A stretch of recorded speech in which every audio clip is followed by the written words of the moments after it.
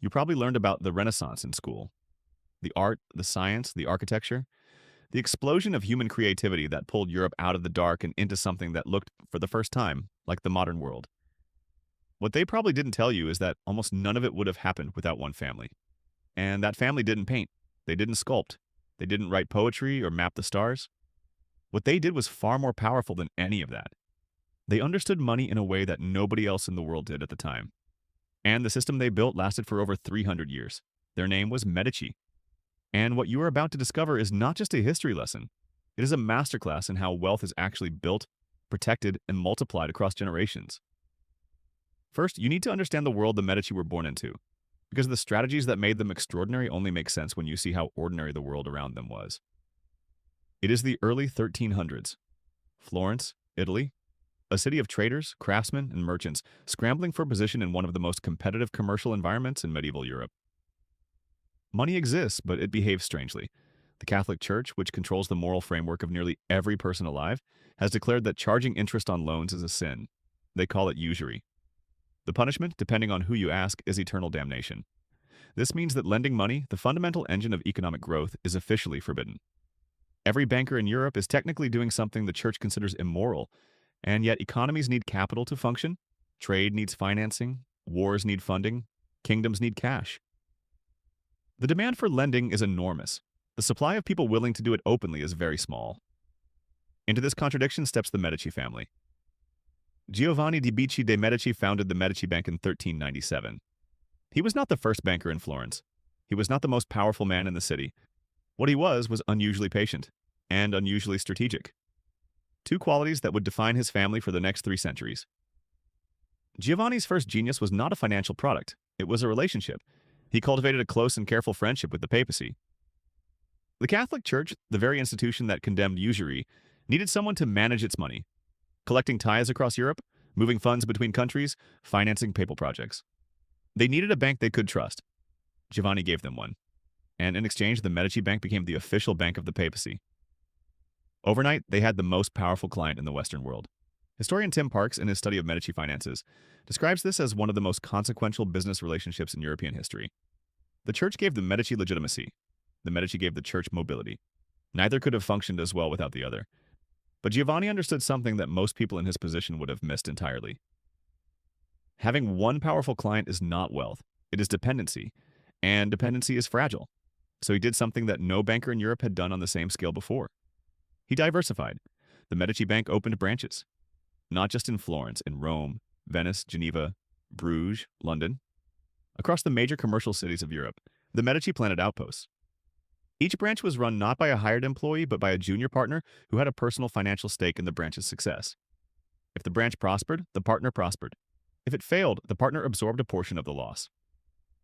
This structure, which historians of finance now recognize as an early form of what we would call franchising or distributed ownership, meant that the Medici were not managing a single institution. They were managing a network of aligned incentives. Every branch manager had the same goal as the Medici family itself. Make the branch profitable, protect the reputation of the name above the door. Economist Raymond de Roover, who spent decades studying medieval banking, described the Medici branch system as the most sophisticated commercial network in 15th century Europe. Not just in banking, in any industry. The structure distributed risk, it distributed decision-making, and it distributed reward in a way that kept everyone rowing in the same direction. This is the first wealth secret the Medici understood that most people still get wrong today.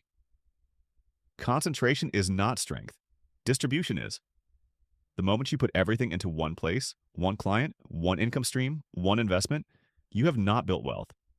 You have built a single point of failure. Giovanni passed the bank to his son Cosimo in 1429, and Cosimo took everything his father had built and multiplied it. But not just financially. Cosimo understood something his father had understood in a limited way, and that Cosimo grasped in full. Reputation is the most durable asset a family can own. More durable than gold. More durable than land. Because gold can be stolen and land can be seized, but a reputation for integrity, for generosity, for vision, is nearly impossible to take by force. Cosimo began investing in something that had no obvious financial return. He funded artists. He funded architects. He funded philosophers and scholars and translators. He commissioned buildings. He established libraries. He brought the manuscripts of ancient Greece and Rome back into circulation at a time when most of that knowledge had been lost to Western Europe for 1,000 years. He funded the Platonic Academy, a gathering of thinkers that would reshape European philosophy for generations. He was doing what no one around him had thought to do. He was building cultural capital, and here is where the Medici revealed their deepest insight. Cultural capital and financial capital are not separate things. They reinforce each other. When Cosimo funded Brunelleschi's dome over the Florence Cathedral, one of the greatest architectural achievements of the Renaissance, he was not simply being generous. He was making Florence the most admired city in Europe. And Florence being admired meant Florence being visited. And Florence being visited meant Florence being traded with. And Florence being traded with meant the Medici Bank processing more transactions, earning more fees, extending more credit, accumulating more influence. The art paid for itself. It just paid in a currency most people weren't watching. Researcher Dale Kent of UC Riverside, who has written extensively on Cosimo de Medici and Renaissance patronage, argues that Cosimo's cultural investments were as strategically calculated as any financial transaction he ever made. He was not being charitable. He was building an ecosystem in which the Medici were indispensable. This is the second wealth secret the Medici understood. Generosity, deployed strategically, is not a cost. It is an investment, and it compounds in ways that financial instruments cannot. Because money earns interest, but influence earns access, and access is worth more than interest. Lorenzo de Medici, Cosimo's grandson, took this further than anyone. Known to history as Lorenzo the Magnificent, he ruled Florence not as a king. He held no official royal title, but as something more interesting. As a cultural gravity center. Poets wanted his approval. Painters competed for his patronage. Philosophers gathered at his table. Leonardo da Vinci spent time in the Medici household as a young man. Botticelli painted for them. Michelangelo was essentially raised in their home after Lorenzo recognized his talent at age 14 and invited him to live, eat, and study with the family. Think about what this means. Lorenzo was not just collecting art, he was collecting the people who would create the art. He was investing in human beings at the earliest stage of their development, before the market had priced them, before the world knew what they would become. This is venture capital logic applied to culture 500 years before venture capital existed. Find the talent before the crowd does. Invest early. Support generously. Reap the compounding returns. But the Medici story is not only a story of success. It is also a story of the mistakes that erode dynasties, and those mistakes are just as instructive as the triumphs. Lorenzo was a visionary in culture. He was less disciplined in finance. Under his rule, the Medici Bank began to decline. Branch managers were given too much autonomy without enough oversight. Bad loans were extended to powerful clients, including the Duke of Burgundy and the King of England, clients too politically important to pressure for repayment. The London branch collapsed. The Bruges branch collapsed. Lorenzo, focused on poetry and philosophy and the political chess of Italian city-states, did not catch the rot until it had spread too deep. Historian Lauro Martinez has written that the decline of the Medici Bank under Lorenzo illustrates a timeless pattern in dynastic wealth. The qualities that build great fortunes, focus, discipline, patience, ruthless attention to detail, are often diluted in the generation that inherits the result. The inheritors grow up surrounded by abundance. The urgency that created the abundance is gone. And without urgency, oversight softens. And without oversight, the architecture of the wealth begins to quietly collapse. This is the third wealth secret the Medici teach you. Wealth without systems decays. The Medici Bank functioned brilliantly under Giovanni and Cosimo because they built structures, branch partnerships, aligned incentives, diversified exposure that did not depend on any single person's genius. When Lorenzo allowed those structures to loosen, the whole edifice wobbled. What you build must be able to survive you. If it can only survive while you are watching it, you have not built a system. You have built a performance. The Medici family itself survived the bank's decline. They pivoted. They moved into politics, into the church, into marriage alliances with royal families across Europe. 2 Medici women became queens of France. 2 Medici men became popes. The family that started as bankers became woven into the political and religious fabric of an entire continent.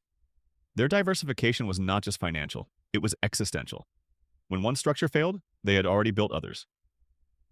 By the time the last direct Medici heir died in 1743, the family had lasted as a significant force in European life for over 350 years.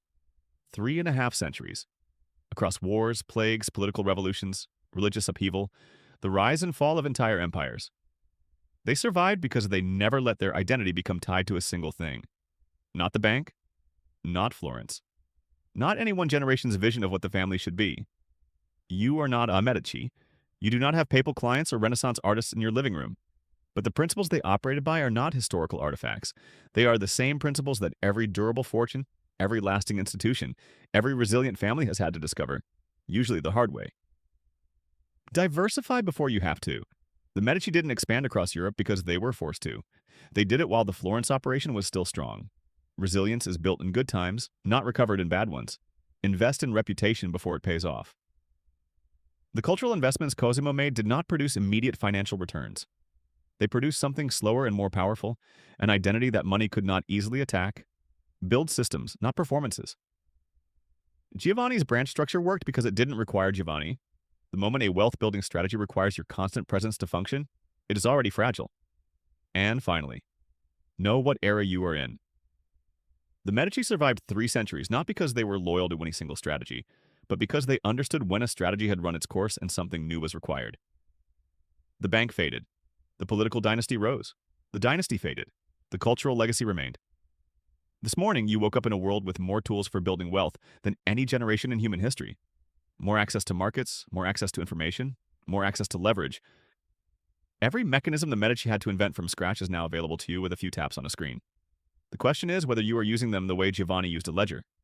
With patience, with structure, with an eye not just on this year, but on what you are building that will still be standing when you are gone. The Medici built wealth that lasted 300 years. They started with one bank, in one city, in one century. And they never stopped asking the same question. What are we building that does not depend on luck? That question is still worth asking, especially this morning. If this changed the way you think about money, there's someone else in history who will change it again. Subscribe. I'll find them for you.